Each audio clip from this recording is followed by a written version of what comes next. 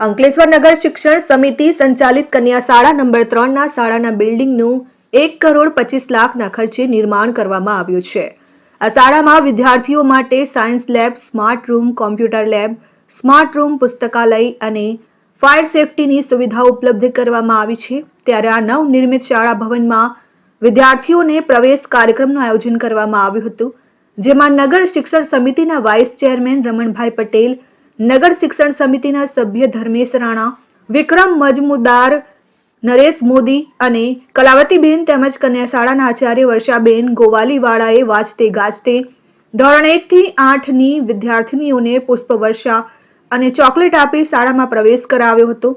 શાળાના નવનિર્મિત ભવનમાં પ્રવેશતા વિદ્યાર્થીઓમાં ખુશીની લહેર પ્રસરી ગઈ હતી।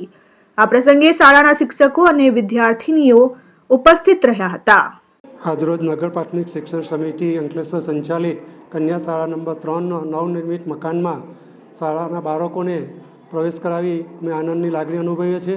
આ મકાન કોહેન્સ કંપની દ્વારા 1.25 કરોડના ખર્ચે સંપૂર્ણ સુવિધા સાથે સુવિધામાં science lab, computer lab, smart class અને ફાયર સેફ્ટીની સુવિધા સાથેનું સંપૂર્ણ સજ્જ મકાનમાં બાળકોને તમામ સેફ્ટી અહીંયા મળી રહેનાર છે। ત્યારે બાળકો ખૂબ સારું શિક્ષણ પ્રાપ્ત કરીને પોતાની કારકિર્દી ઘડે એવી અમારી સૌની અભિલાષા છે। નમસ્કાર, હું ધ્રુવી।